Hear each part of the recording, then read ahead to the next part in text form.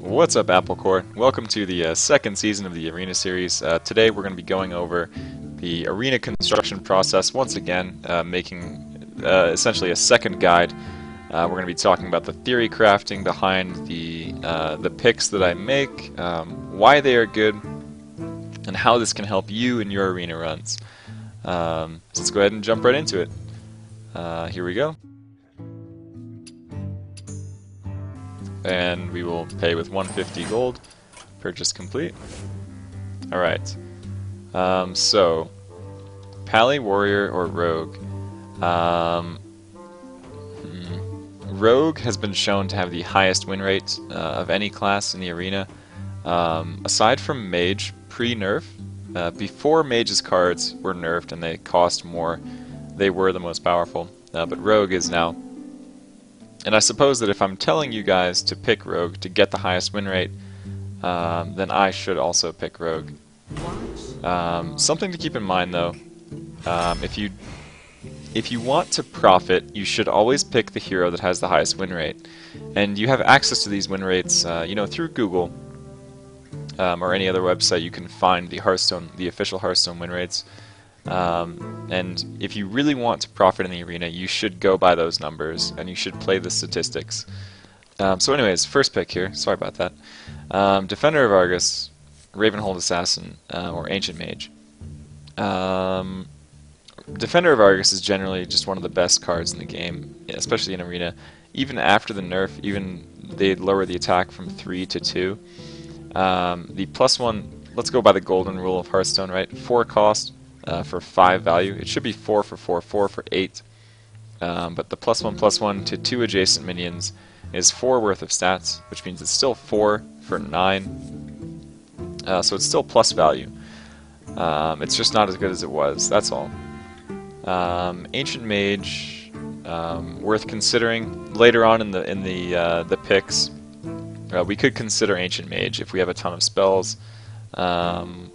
Or Ravenhold if we need late game, but right now we're focused on the middle of the curve on our first few picks. We're focused on the center of the curve, which means 2 through 5 drops, and also standalone value.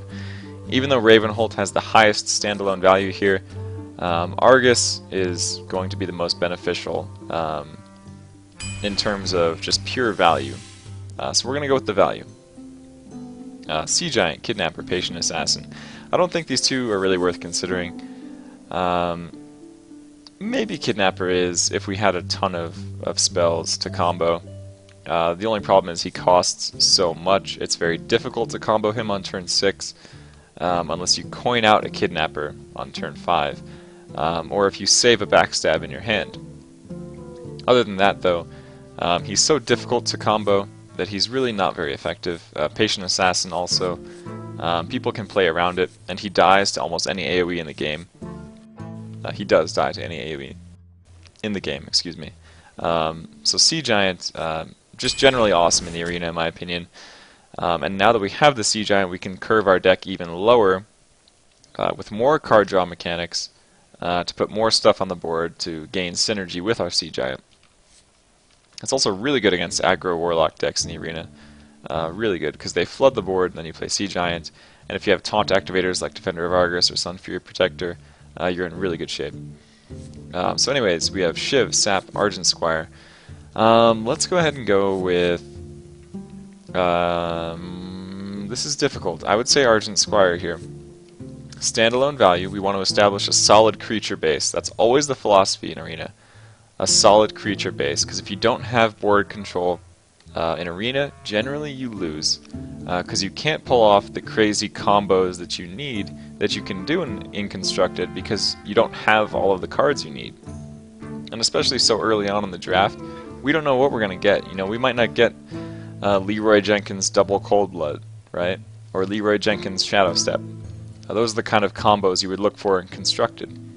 We don't have that yet, so we're going with the creature base. Before Sap, before Shiv.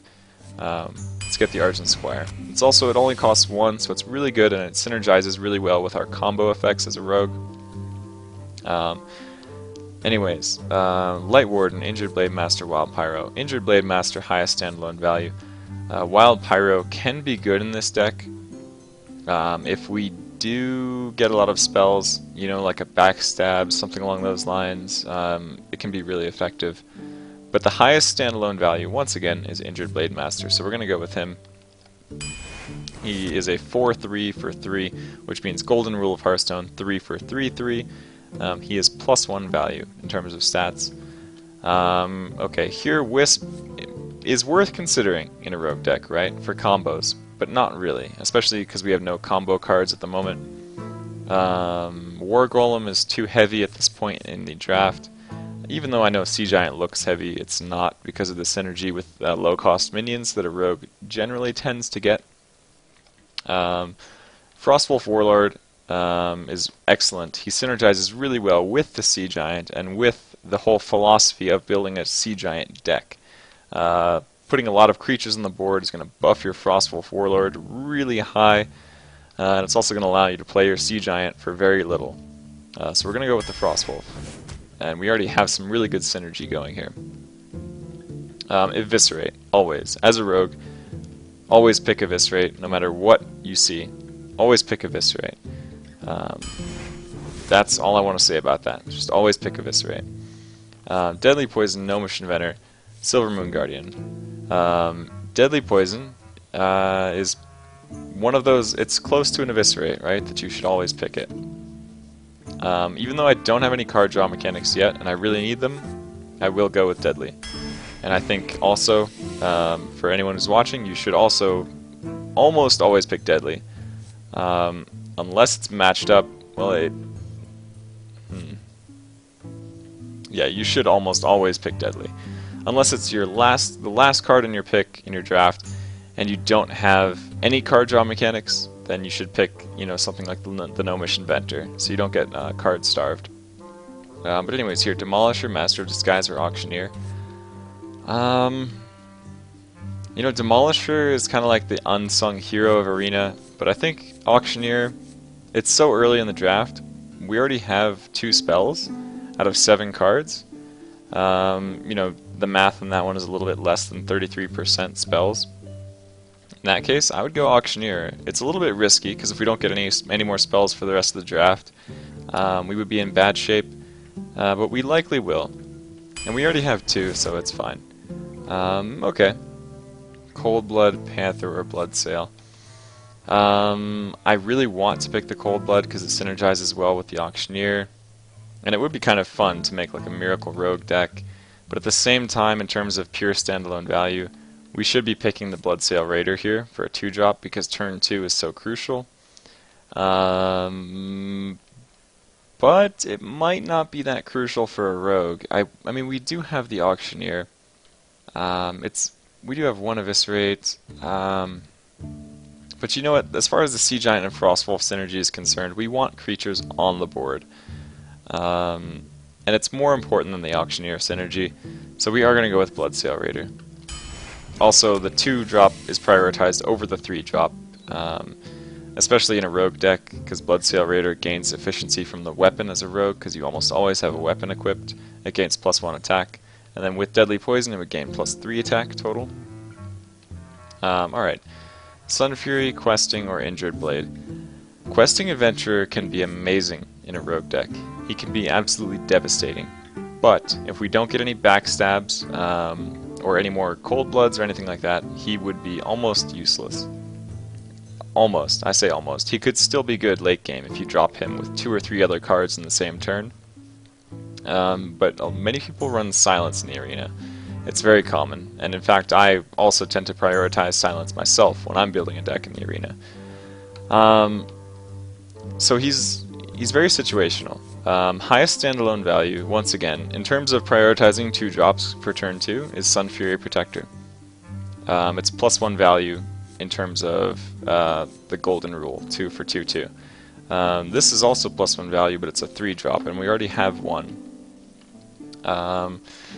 Really tough call on this one, but we are going to go with probably Sun Fury Protector. It's so tempting, though. It's so tempting to pick Questing Adventurer.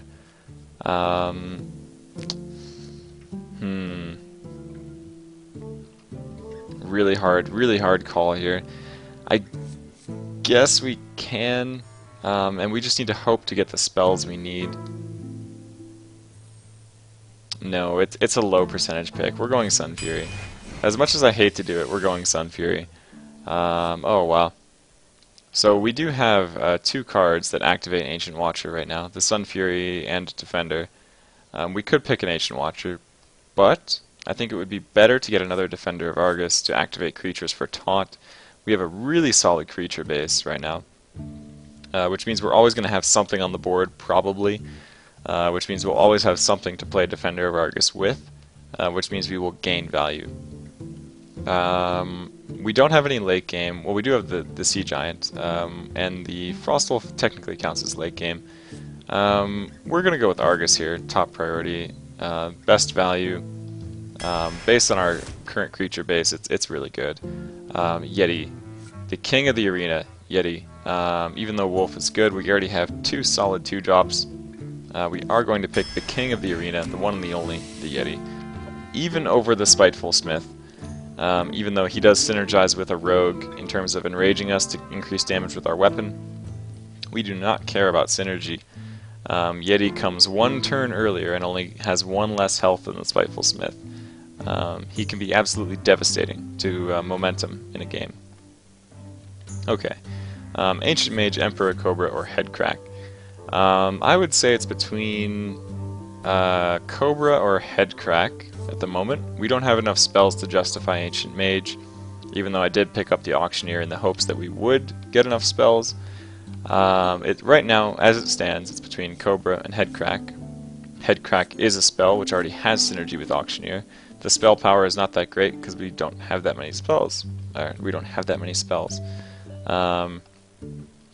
Yeah, I think we will go with Headcrack. We are low. We don't have. We only have 1 3-drop creature though, and Emperor Cobra is always guaranteed to trade upwards. So as far as establishing the creature base, I think Emperor Cobra would actually be the better, higher percentage pick right now. The same way I had to pick Sun Fury over Questing Adventurer. Even though I don't really want to, I think I will, especially in a late game situation. If your opponent has no form of removal and they play like an Ogre or something like that, Cobra just cleans it up so easily. Okay, so we have no late game at the moment. Let's see here. Looks like the volume cut out briefly. So anyways, we have no late game right now, aside from Sea Giant. This is a really tough call between all 3 of these. We don't have any. We only have 2 3-drops. Wolf Rider serves as canceling out their 3-drop. But you know what? Yeah, we will. Even though Silverhand Knight technically plays 2 creatures and synergizes well with Sea Giant and Frostwolf. And in that case, this is pretty tough. We're gonna go with Wolf Rider. It's a little bit earlier. It guarantees that we can remove their 3-drop in case we don't draw one of ours. As it stands right now, we might not draw one of ours, so I would like to have that available. Okay. Shield Bearer, Boulder Fist, or Sinister Strike.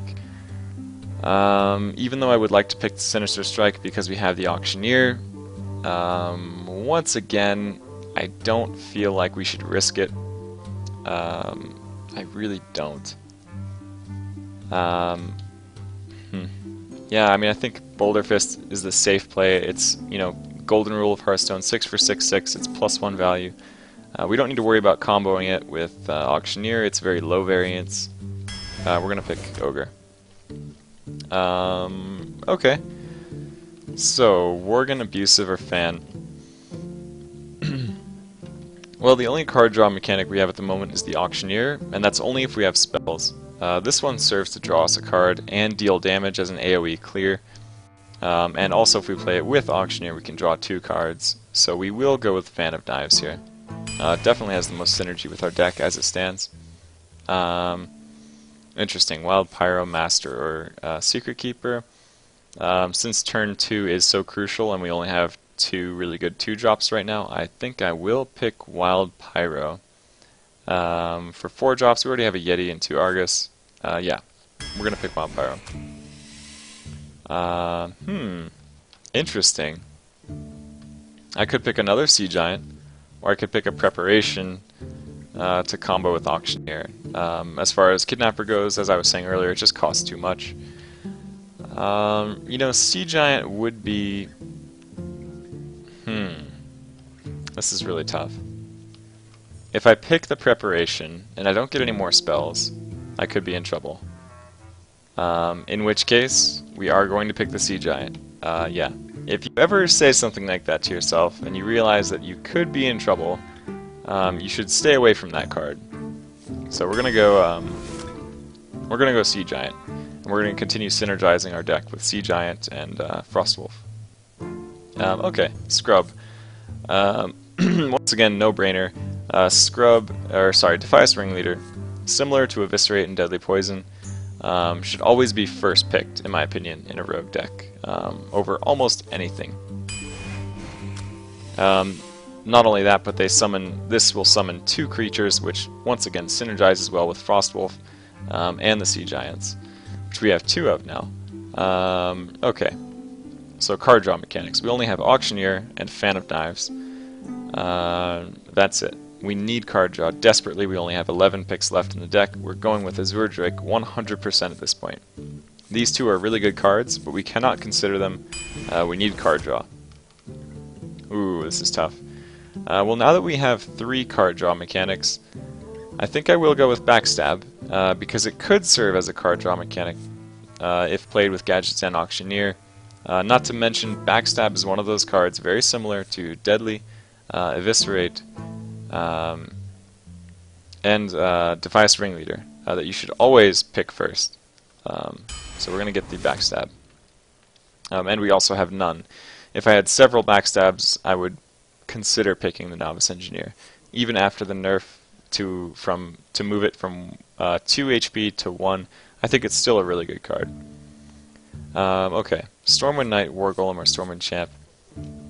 We already have a lot of late game with 2 Sea Giants and a Boulder Fist. We're going to get the Stormwind Knight to make sure we don't die, and to curve our deck lower to synergize better with the Sea Giants. Yes, we're going to go with the Stormwind Knight. These are just too heavy at the moment. Okay, we have 3 card draw mechanics: Auctioneer, Azure Drake, and Fan. We want at least 4 or 5.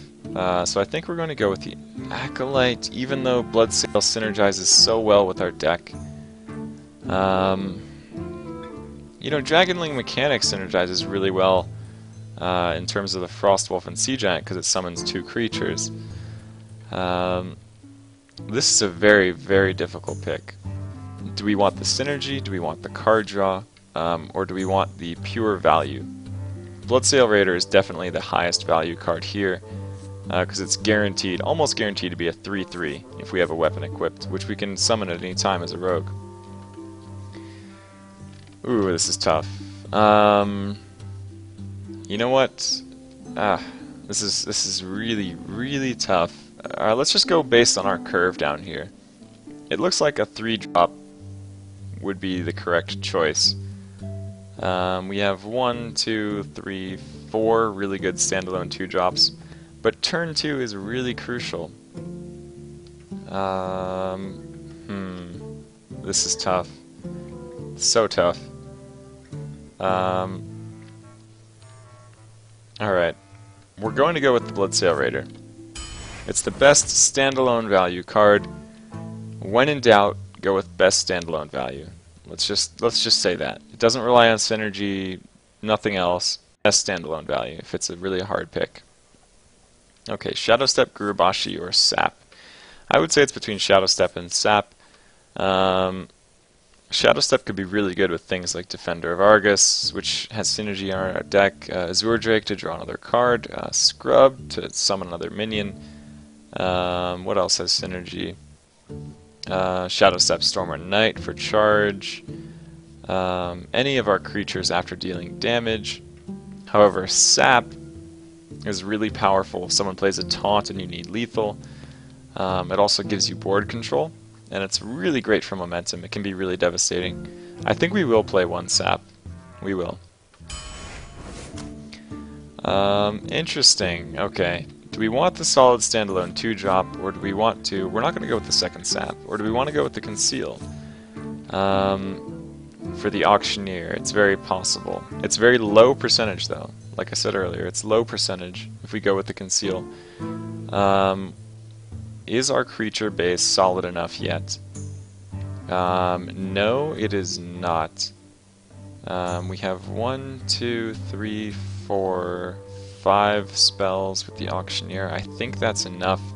I think it's more important we get a good 2-drop that can trade favorably, rather than going for the crazy auctioneer combo, because we only have one auctioneer.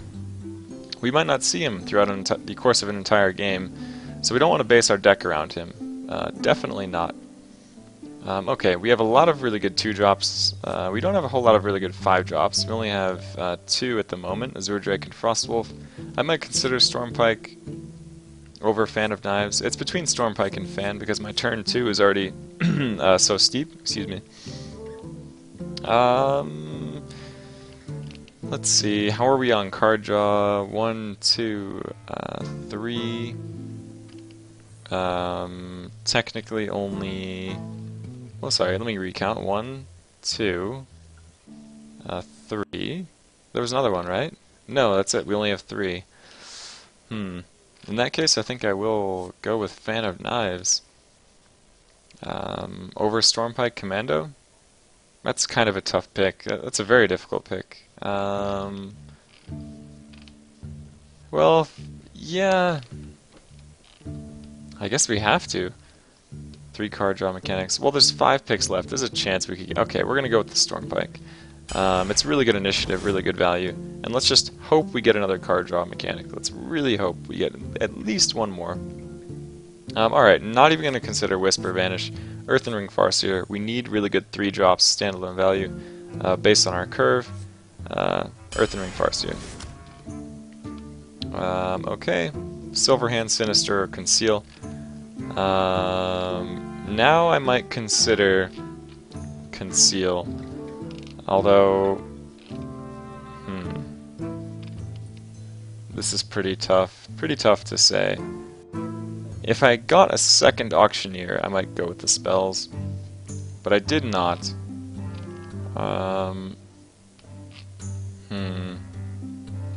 think we're going to go with the Silverhand Knight, even though our deck is getting a little bit heavy. It's getting very heavy. We're going to go with the Silverhand here. We need the creature base. We have to have the creature base. Or else we're going to have no way to kill the opponent. That's what the creatures are for. So anyways, Ancient Brewmaster, Sap, or Fan of Knives. It looks like we have a hole in our 4-drop spot right now. I really think we should pick the Brewmaster. Rather than a second Fan of Knives, even though we do only have 3 card draw mechanics. Yeah, you know, we might... We might have to pick the Fan of Knives, even though I really want to pick the Brewmaster.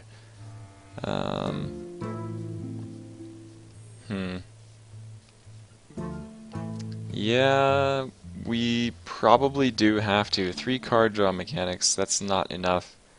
And if we, yeah, we're gonna have to pick the Fan of Knives here, unfortunately. I really want to pick the Brewmaster, but I just can't. Okay. So, I think we're gonna go with the Perdition's Blade here, for board control, and it's really, really powerful, especially with all the low-cost creatures and cards we have to combo for the +1 damage on the Battlecry. I could consider getting a second Injured Blade Master, but this allows us to deal 3 to 4 damage instantaneously. So in that case, I will go with Perdition's Blade. And that is our deck. So yeah, hopefully, let's see here, 1 Backstab, Deadly Poison, Argent, Eviscerate, Sap, Bloodfen, 2 Raiders, Defias, Sunfury, Wild Pyro, Perditions, 2 Fan of Knives, Earthen Ring, Cobra, Blade Master, Wolf Rider, Yeti, 2 Defender of Argus, which is really good, Stormwind Knight, Azure Drake, Frostwolf, 1 Auctioneer, Silverhand, Commando, Boulder Fist, and 2 Sea Giants. This is a very interesting deck. It could be powerful as long as we play it correctly. We'll have to wait and see. Looks like XSplit might have bugged out on me. I really hope not. No, I think it did.